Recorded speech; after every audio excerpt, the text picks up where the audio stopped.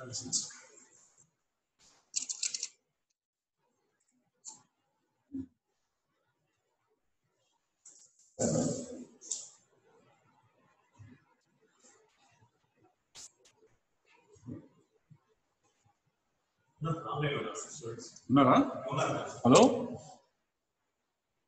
Hello?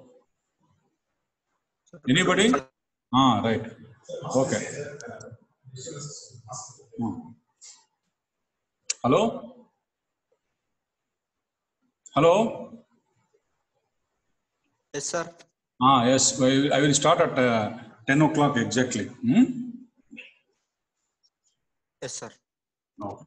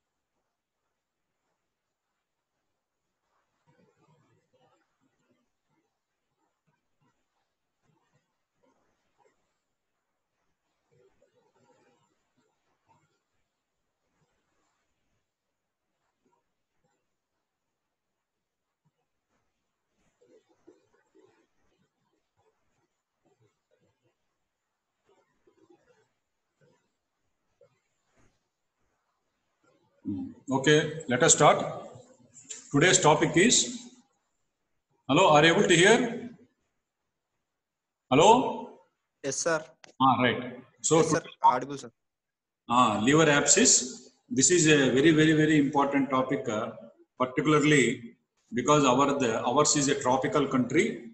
So this is the common problem because we will get cases every night duty, one case of liver abscess, sometimes 2 or 3 cases, and sometimes they present with peritonitis, that is ruptured liver abscess. So this is a very important topic both for your theory as well as for your clinics also, because sometimes there may be hepatomegaly.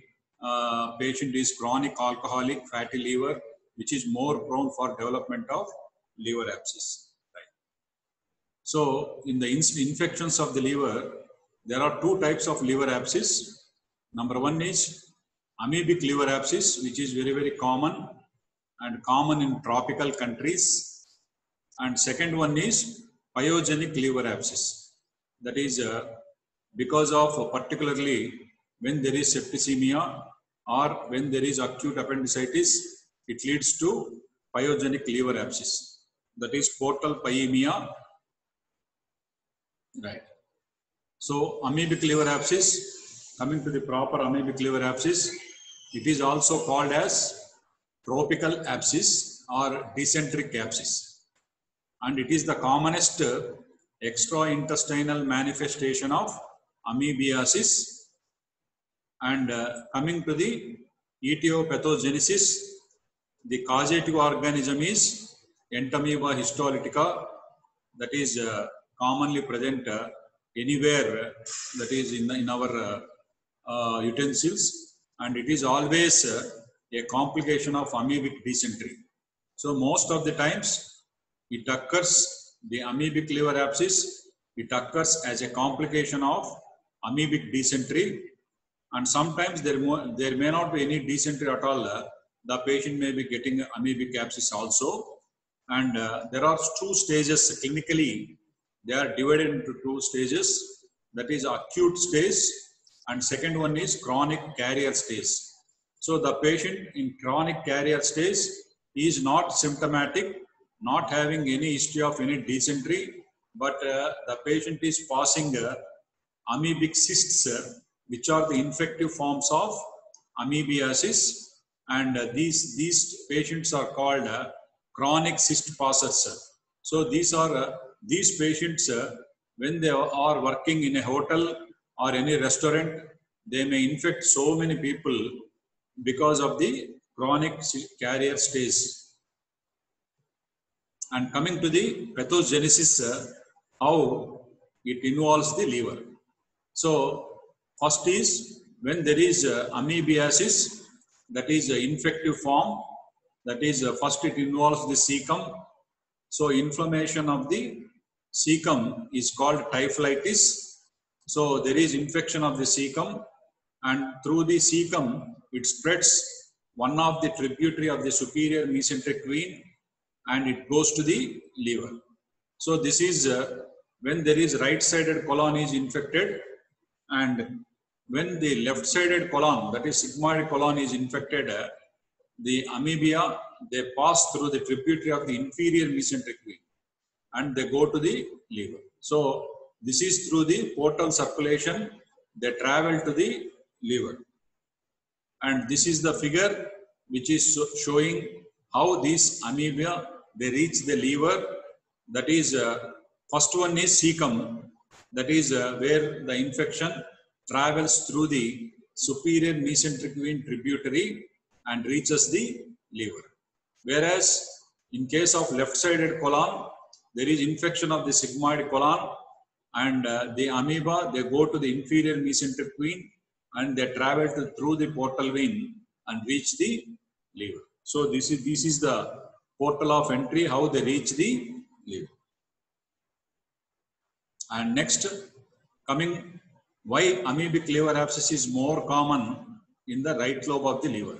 So already, while telling anatomy of the liver, I already told right lobe of the liver is the largest lobe, and it occupies almost 3/4 of the liver tissue. That is 75% of the liver tissue is present in the right lobe of the liver.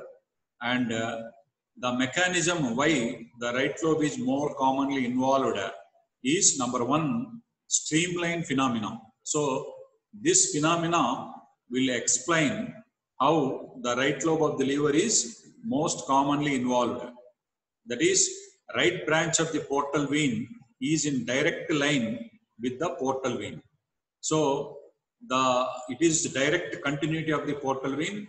The right branch of the portal vein directly continues. So it is having a straight line. So that is responsible for the streamline phenomena where the amoeba, they pass to the right lobe of the liver. And right lobe is largest lobe, that is containing about 75% of the liver tissue. That is the second cause why the amoebic liver abscess is more common in the right lobe of the liver. And next one is, I already told in the anatomy, there is bare area of the liver that is more susceptible for the infections because it is not having the peritoneal cover. That is usually the posterior superior surface of the liver. So what is bare area of the liver? So in the anatomy I already told, it is the posterior superior surface of the right lobe of the liver which get involved in the amoebic liver abscess because it is extra peritoneal. There is no peritoneal covering. Right. And the typical description of the pus in amoebic liver abscess is that is called anchovy sauce, because most of the times our books are written by the foreigners, so they compare with some of the eating items like anchovy sauce and brawny induration, which is nothing but roasted mutton, like that thick creamy pus, that is pyogenic abscess. So it looks like anchovy sauce, that is chocolate brown in color. So why the amoebic abscess pus is anchovy sauce, that is chocolate brown in color? What is the mechanism why the color of the pus is anchovy sauce? So amoeba, after reaching the liver, So it produces three types of damage. Number one is it releases the cytotoxic enzymes, and these cytotoxic enzymes they cause destruction of the hepatocytes, leading to liquefactive necrosis. That is the mechanism how the hepatocytes are destroyed in case of amoebic liver abscess. And another mechanism is there is aseptic thrombosis of the blood vessels that leads to necrosis of the liver tissue. And third mechanism is it produces hemolysis. So in amoeba they produce destruction of the RBCs, and by these three mechanisms the pus that occurs is anchovy sauce in color. So there are three mechanisms. Number one is release of cytotoxic enzymes, and there is infective thrombosis of the blood vessels leading to necrosis of the liver tissue. So the damage of the liver tissue occurs by two mechanisms. Number one is aseptic thrombosis of the blood vessels, and the second one is because of the cytotoxic enzymes that are released by the amoeba, they cause destruction of the hepatocytes, producing liquefactive necrosis. And third mechanism is destruction of the RBCs by hemolysis. So because of these three mechanisms, we will get anchovy sauce pus. Right. All these three mechanisms they produce anchovy sauce pus, and this is chocolate brown in color, and it contains a mixture of dark brown RBCs or broken down RBCs and hepatocytes. And sometimes, very rarely, in about 10 to 15% of the patients, the pus is green in color. That is what we call it as a green pus. So why it is called green pus? Because sometimes what happens, because during liquefactive necrosis, that is the damage caused by the amoeba, there may be leakage of the bile from the biliary radicals. So there is mixing of the bile with the pus, then it looks like a green pus. That is the reason why it is called green pus, when it is mixed with bile. And another thing is the pus in amoebic liver abscess is sterile. So most of the times it is sterile. Even the pus by contamination, anybody swallows, it will not produce amoebic dysentery or amoebic liver abscess, because it doesn't contain either the amoeba or the cyst forms. So it is sterile. It contains only ruptured RBCs or destruction of the RBCs along with the hepatocytes. So it doesn't contain any amoeba. So the amoeba are present which are actively damaging the liver tissue. They are present at the walls of the abscess cavity. So when you want to examine when you want to search or examine for the amoeba, you have to scrape the walls of the abscess cavity and you have to examine under microscope. Then only you can appreciate that is amoebic trophozoites, but not the cysts. So in 70 to 80% of the cases, the amoebic liver abscess pus is sterile. It doesn't contain any bacteria. Only 20 to 30% of the cases there is secondary infection. And amoeba are rarely present in the pus. They may be present in the wall of the abscess cavity, which can be examined by scrapings of the wall of the abscess cavity. Right. So when you examine the wall of the abscess cavity, it contains monocytes, plasma cells, lymphocytes, and fibroblasts. All the inflammatory cells are present, and in the initial stage, there are multiple abscesses, small abscesses. Later, they get fused and forming a single large abscess cavity, and that will occur after some time. So that's why the ultrasound examination, because when there is suspicious amoebic liver abscess, the sonologist will give that still there is no liquefaction and the abscess is not completely liquefied. So you have to wait for aspiration or treatment. So that is the appearance in ultrasound.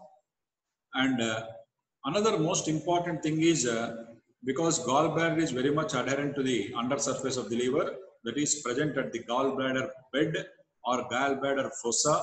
And sometimes when you have appreciated while doing laparoscopic cholecystectomy, because sometimes the body and the fundus of the gallbladder is very much adherent to the fossa of the gallbladder, and some of the small biliary ducts they open directly into the gallbladder also.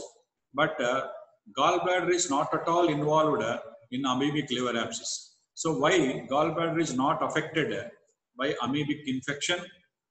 The infection of the gallbladder and bile duct will not occur by the amoebiasis, and because the bile is having a deleterious effect on the amoeba. So the amoeba will not survive in case of bile leakage. So that is the thing why the gallbladder is not at all affected in amoebiasis, whatever may be the size of the abscess. Right. Coming to the clinical features, age, it is usually seen between 20 to 40 years of age. The most important predisposing factor is fatty liver. Either it may be alcoholic fatty liver or non-alcoholic fatty liver. So the fat is very much favorable for the growth of the amoeba. And usually the males are more commonly affected with the ratio of male and female 8:1. It is more common, 8 times more common in males, and commonly seen in low socio-economic groups. And most of the times the patient will not have fever, chills and rigors, all these things, even though it is an abscess. Because when there is an abscess, usually what we see in our DOS clinical methods, he has drawn a figure, the wall of the abscess with an arrows showing that when there is an abscess, the patient will have throbbing type of pain. Why the patient is having a throbbing type of pain in case of pyogenic abscess? Because the pus is under tension. So when the pus is under tension, it causes pressure on the nerve endings. So it produces a throbbing type of pain. The patient complains that, sir, ratranta Jew and lagesam sir nidre ledu antadu. So that is the typical complaint of pyogenic abscess. Even with small paronychia, the patient is not able to get sleep because the pus is always under tension. But the speciality of the amoebic liver abscess is it is never under tension, because the pus will be occupying only 50 or 60% of the abscess wall, abscess cavity. So it is never under tension. So most of the times the patient will not complain of throbbing type of pain. The only pain is the patient is having some heaviness or discomfort in the right hypochondrium. Particularly when the patient stands, the patient feels that there is something heaviness or fullness, or there is a discomfort in the right hypochondrium. So the patient tries to support the liver with his 2 hands. So this pain is not typical of a pyogenic abscess, which is described as throbbing type of pain. So that type of pain will not be there in amoebic liver abscess unless it is secondarily got infected. So the pain in the right hypochondrium because of the enlargement of the liver, I already told, when there is liver is enlarged, when the patient is having hepatomegaly, I already told the liver tissue is covered by fibrous capsule, that is Glisson's capsule. The stretching of the capsule itself produces pain. So that is because of the enlargement of the liver. It is not typical of a pyogenic abscess where the patient complains of throbbing type of pain. Next, the most important investigation and confirmatory investigation is ultrasound examination, that is for any enlarged hepatomegaly. So we will see there is no abscess cavity in the initial stage, where we call it as amoebic hepatitis, where you are able to see only small multiple abscesses which are not yet get coalesced into single abscess. So at this stage, we call it as amoebic hepatitis. Next, the patient may have fever, weakness, and anorexia. So these are the main complaints, and mainly the patient is having anorexia, there is weakness, and fever, high-grade fever with chills and rigors indicate that there is secondary infection of the amoebic liver abscess because of the bacteria. So usually the patient will not get fever with chills and rigors, but he will get only mild fever associated with weakness, anorexia. And another thing is, I already told, because the bacteria of the liver is most commonly involved, and it is very close to the diaphragm, that is right dome of the diaphragm, and sometimes because there is no covering, that's why it is called bare area of the liver. So when there is abscess, it gets adherent right dome of the diaphragm. So when there is abscess at the right dome of the diaphragm, close to the right dome, sometimes the dome may get fixed to the wall of the abscess. So the patient also having symptoms of chest infection like pleurisy. The patient will cough, pain in the right shoulder, breathlessness are common because of the perihepatitis. The abscess get fixed to the diaphragm, resulting in immobility of the diaphragm and sometimes sympathetic pleural effusion. So sometimes there is some noise while, right? So sometimes there may be sympathetic pleural effusion. So this is the cause for the patient developing chest symptoms because the abscess is very close to the diaphragm. Next, coming to the on clinical examination, what we see, the patient is anemic, and because of the anorexia, there is loss of appetite. The patient is not taking food properly. There is emaciation, and sometimes there may be toxic look. And the most important thing is the patient is having a earthy complexion that is present, and one of the important clinical signs in case of amoebic liver abscess. And next one is jaundice. Usually, jaundice is rarely seen. That is seen in only 15% of the cases. It is because not whether the biliary radicals are damaged, but it is not because of the damage. It is because of the compression of the abscess over the biliary radicals, leading to obstructive type of jaundice. That's why it is called cholestatic jaundice. That is because of the obstruction to the flow of the bile from the biliary. Next, coming to the examination of the abdomen, the patient is having tender hepatomegaly, and you have to always exclude hepatoma.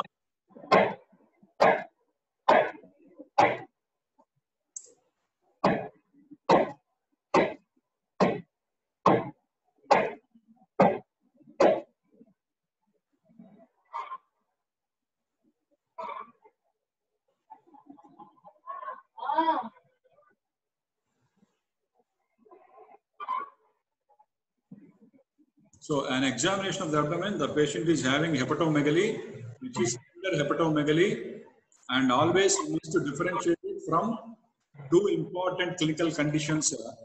That is, one is hepatoma, and another thing is congestive heart failure, where it produces congestive hepatomegaly. So, sounds వస్తూ ఉంటే అదే చెప్పాను. అదే వాళ్ళ ఇంట్లో ఏదో శబ్దం వస్తాం చెప్పాను ఆల్రెడీ. ఓకే, సో సార్ వాళ్ళ సౌండ్స్ వస్తుంది వాళ్ళ ఇంట్లో లేదు, వాళ్ళకి చెప్పాను స్టాప్ ది సౌండ్, అది వాళ్ళ సౌండ్ లో వస్తుంది వాళ్ళ ఇంట్లో ఏదో. Right right next coming to the tender hepatomegaly and hepatoma, because sometimes the patient is having amoebic liver abscess and there may be cystic degeneration of the primary tumor of the liver, that is what we call it as hepatoma. Sometimes because of the rapid growth there may be central necrosis, so which may present as amoebic liver abscess, and even ultrasound sometimes we are not able to come to conclusion and we think that it is amoebic liver abscess. So the two important clinical conditions what we have to differentiate is, number one is congestive heart failure. You must examine the cardiovascular system and exclude that the patient is having congestive hepatomegaly, and second one is hepatoma.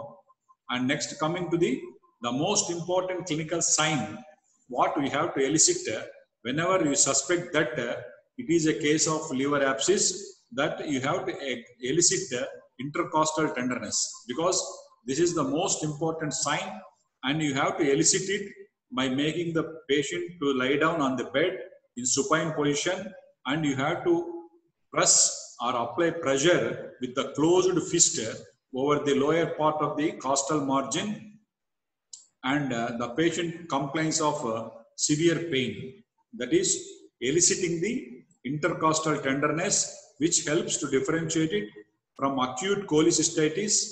And sometimes the patient may be having intercostal edema also in the lower part of the chest on the lateral aspect. So these are the two important clinical signs to differentiate that it is because of the amoebic liver abscess, not because of the congestive cardiac failure leading to congestive hepatomegaly and also hepatoma. So number one is the most important clinical sign, that is intercostal tenderness elicited by applying pressure with the cold closed fist over the lower part of the chest wall. And sometimes you can appreciate there will be intercostal edema. And next coming to the examination of the chest, which is very, very important, because most of the times the patient may be having diminished breath sounds. That is because of the two reasons. Number one is because the right hemidiaphragm, because of the underlying inflammation or abscess, because the diaphragm may get adherent to the liver abscess, wall of the abscess, and it leads to decreased mobility of the diaphragm.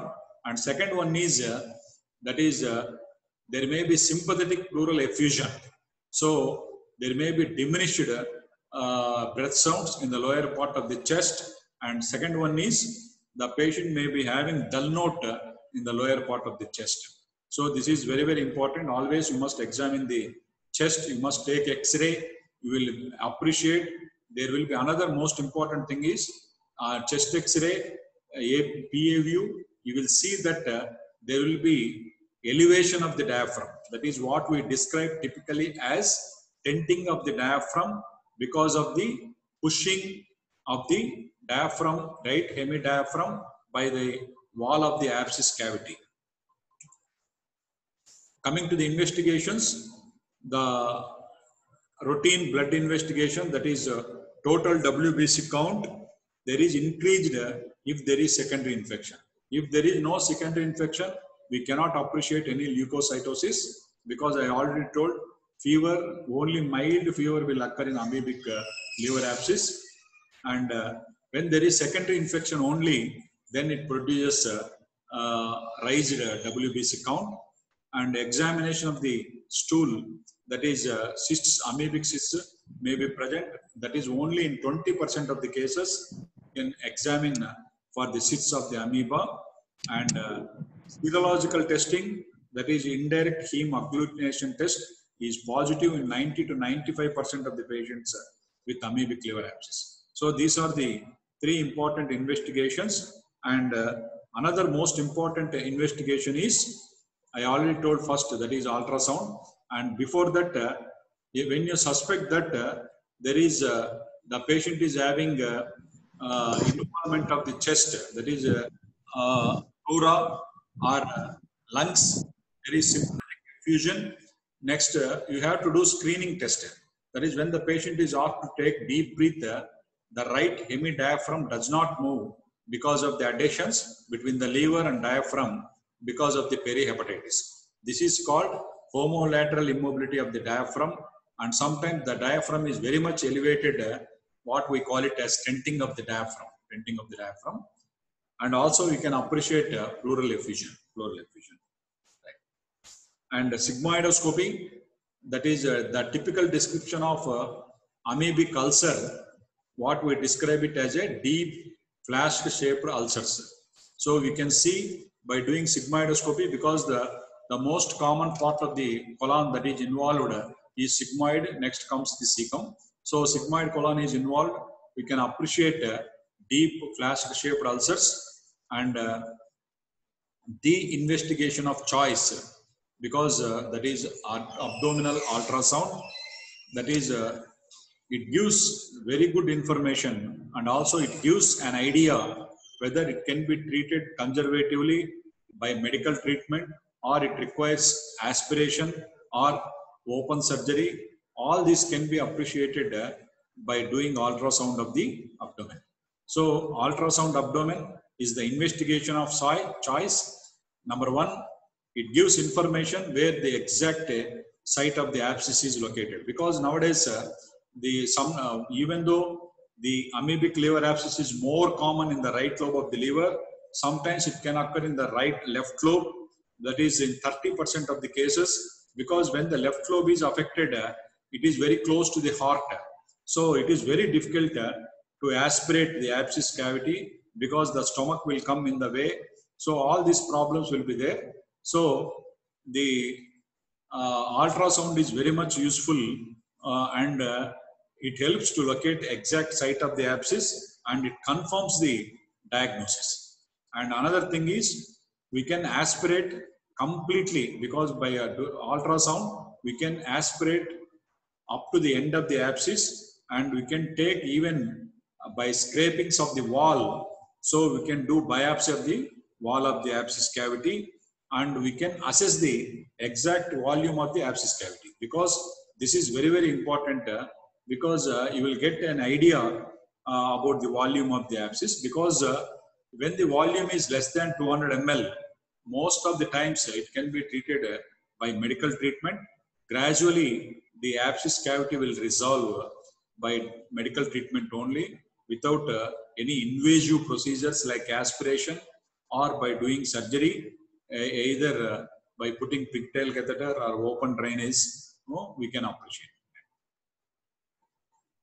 And CT scan, that we can see the abscess cavity as a low dense zone, where you can appreciate the abscess cavity that is present in the right lobe of the liver.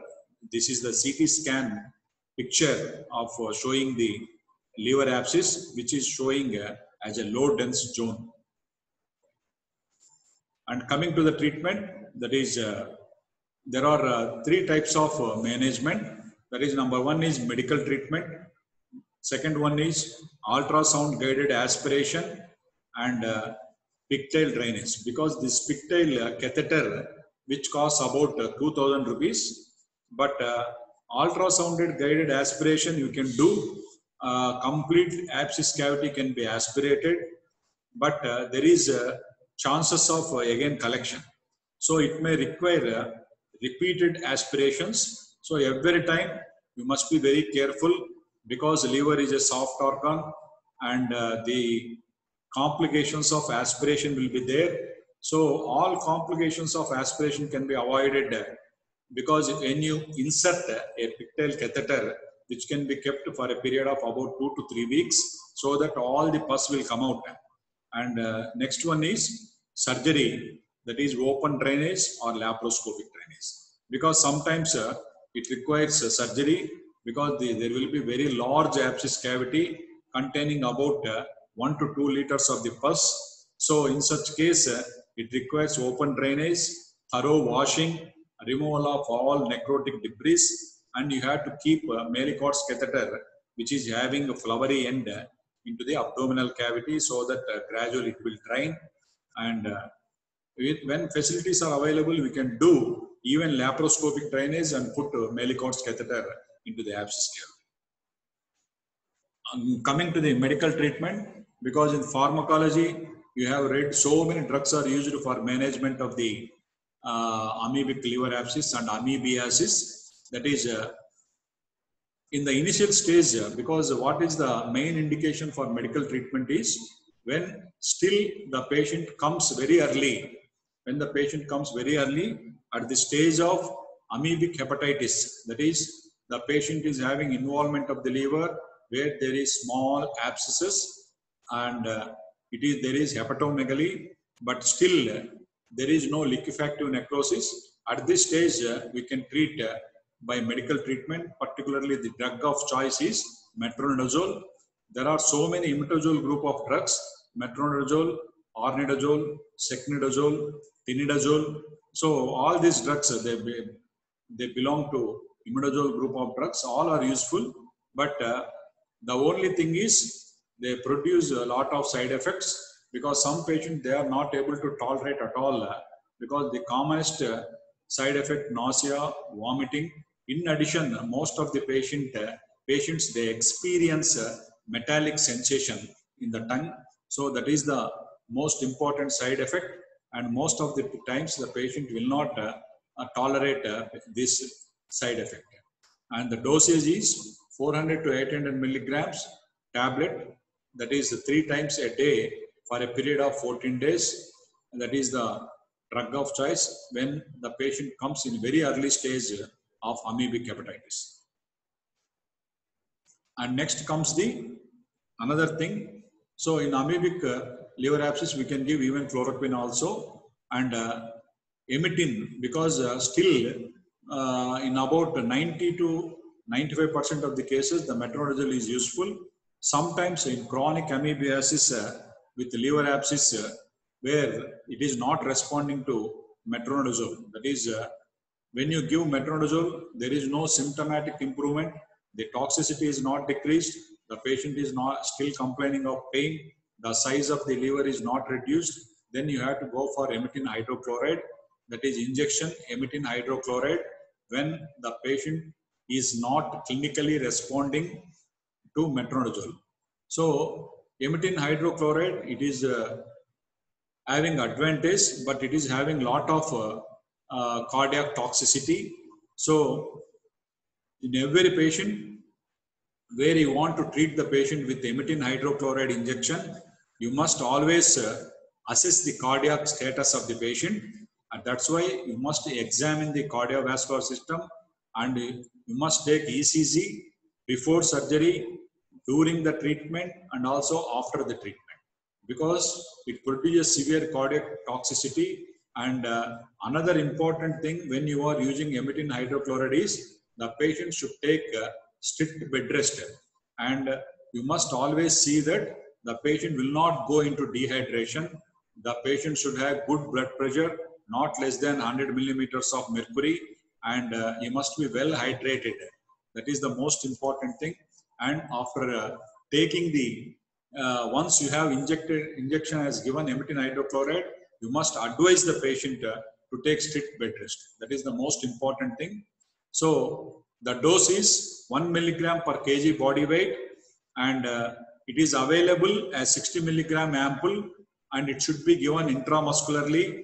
And you must always give the injection by jet technique. That is, you have to hold the skin, lift the skin, and inject the needle in a jet manner. So that is called a jet technique, so that it will avoid the again regurgitation or coming back of the drug, because once the drug comes out into the subcutaneous tissue, definitely the patient will get injection abscess, because such a dangerous drug. So you must always give by jet technique. It is given for a period of 6 days, and I already told you must examine the cardiovascular system, and systolic BP should be at least 100 millimeters of mercury, not less than 100 at any cost. And before giving the drug, you must always take ECG. Even during the course of treatment also, in the middle, you must always take another ECG. And at the end of the treatment also, you must take ECG because it is highly cardiotoxic drug. And you must advise the patient always to take strict bed rest and should be adequately hydrated. And you can assess the symptomatic improvement as well as clinical improvement within 2 days by decrease in the pain, fever, and symptomatic improvement. The patient will have good appetite and patient feels better. And next one is ultrasound guided aspiration and pigtail catheterization. So whenever you want to put the needle into the liver, because it is a soft organ, because there will be bleeding, not only bleeding, there will be biliary leakage. So always you must do coagulation profile. So that the most important thing is you must do investigations regarding the coagulation profile, that is bleeding time, clotting time, prothrombin time should be normal, because I already told in the liver function test, because liver is one of the important organs where there is synthesis of the all coagulation factors except factor 8, so and Van Willebrand factor. So you must assess the liver function, because I already told the patient may be suffering with cirrhosis of the liver. There is involvement of the complete liver tissue. Still, the LFT may be normal, because to produce abnormal liver function tests, the liver must be get damaged more than 75%. So then only there will be abnormal LFT. So liver is having such a tremendous capacity that it will not reflect any abnormality in the liver function test, even when 70% of the liver tissue get damaged. So you must always do coagulation profile. And next one is always better to give injection vitamin K, that is Menodion, 10 milligrams intravenously for minimum 3 days or 5 days, so that it will increase the all the coagulation profile will come to normal, and it gives also as a important prophylactic measure. And it is the treatment of choice during the first trimester of pregnancy, where when the patient is suffering with liver abscess, where metronidazole is contraindicated. So in a pregnant woman during first trimester, if anybody suffers from the liver abscess, always try to go for ultrasounded guided aspiration of the liver abscess. That gives complete relief, because metronidazole is contraindicated, and almost all imidazole drugs like tinidazole, arnidazole, secnidazole, all are contraindicated. So the best method of treatment is go for ultrasound guided aspiration. Under local anesthesia, we have to aspirate.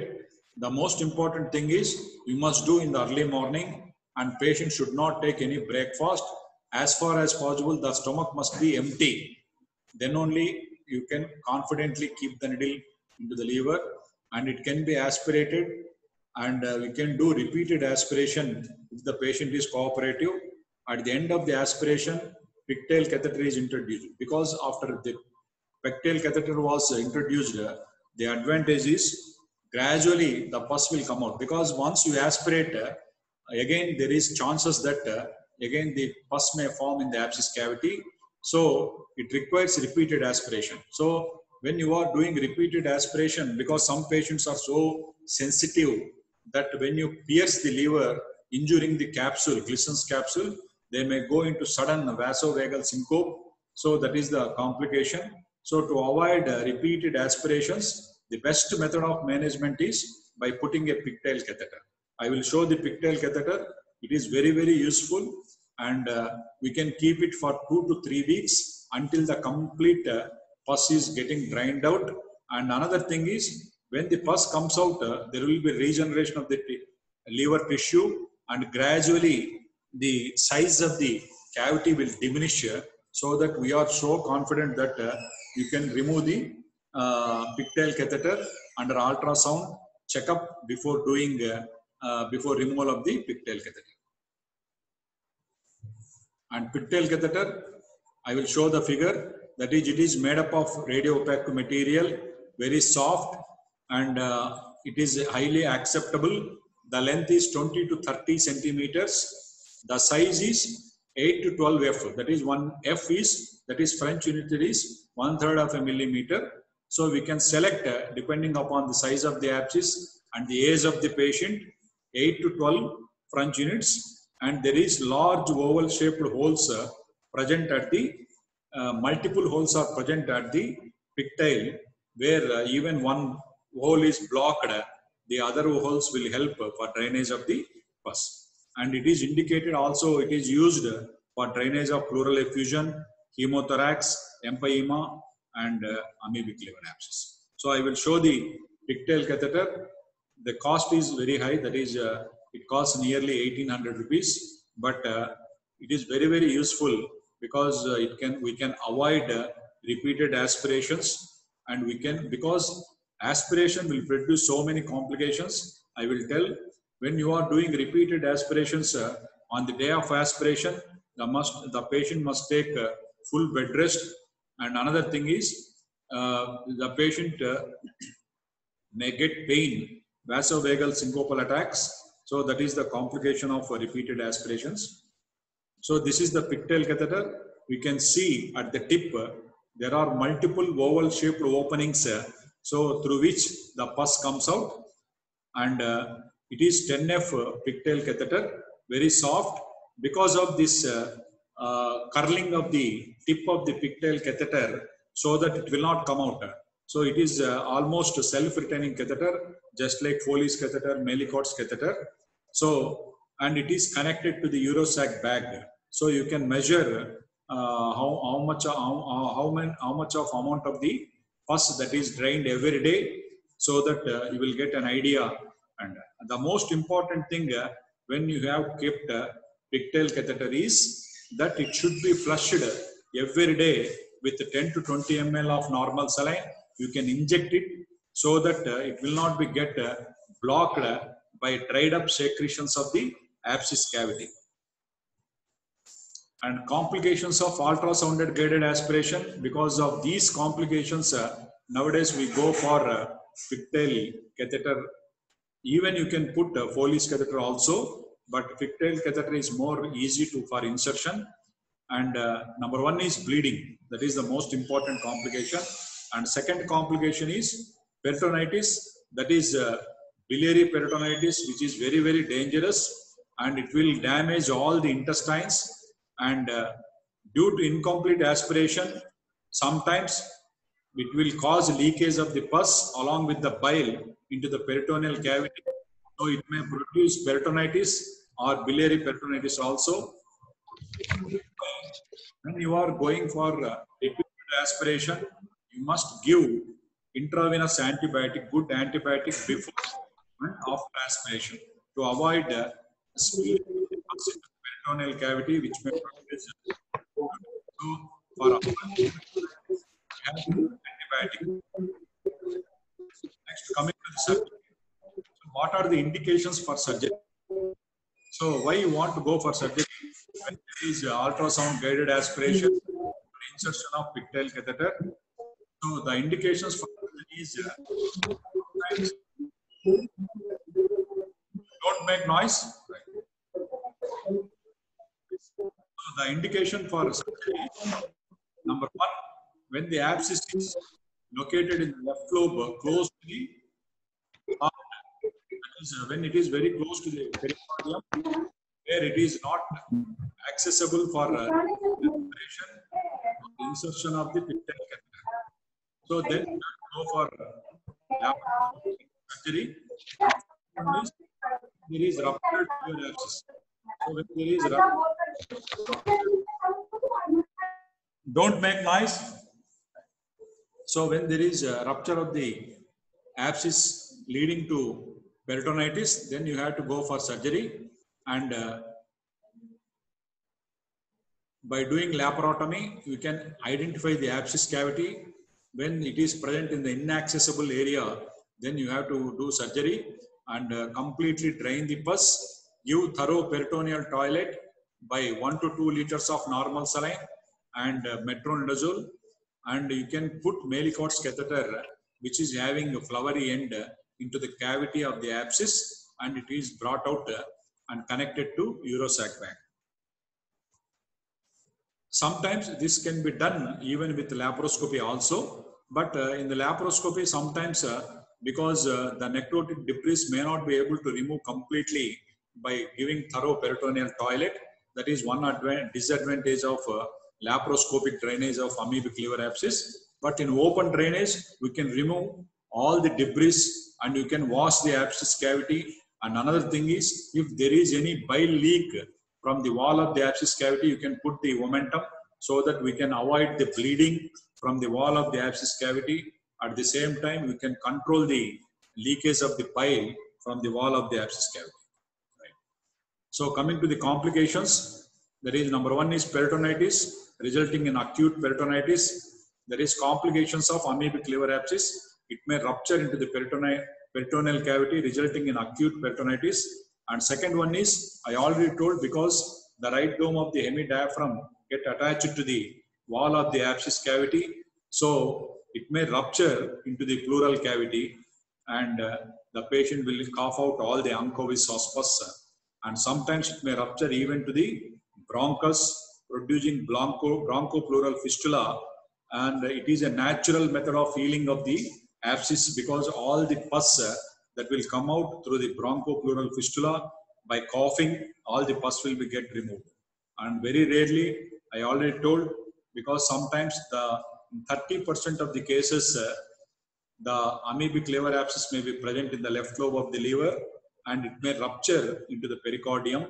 That is one of the most dangerous complications, particularly when it occurs in the left lobe of the liver. And some, very rarely, because sometimes it is present superficially, and it involves the anterior abdominal wall in the abscess of the left lobe of the liver. Involvement of the anterior abdominal wall, it ruptures outside because it produces parietal abscess. It gradually erodes the wall of the abdominal wall, and it erodes the parietes and presents as a superficial ulcer, and it ruptures outside. That is also one of the complications.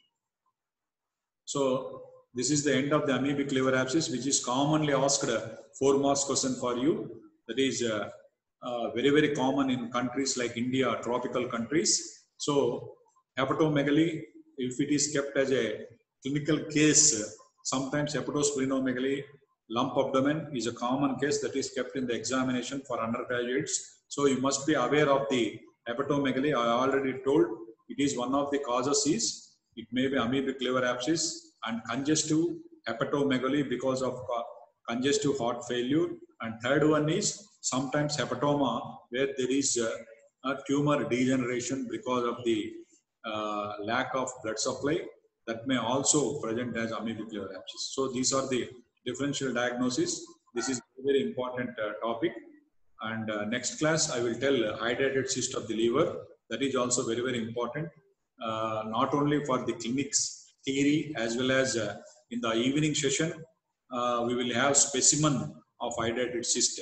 So any question may be asked in the hydrated cyst of the liver. That is very common even in the tropics in some of the districts of Andhra Pradesh. Right. Thank you.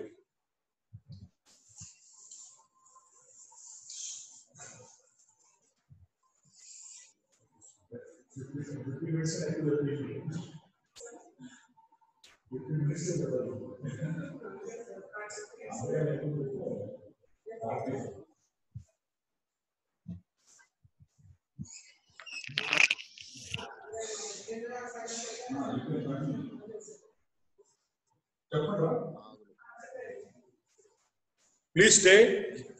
Next, there will be class by HOD of OBG, that is Dr. Bharati Madam, will take the class. It starts exactly, that is at 11 o'clock. Please be here. Madam is ready to start the class. She will start now.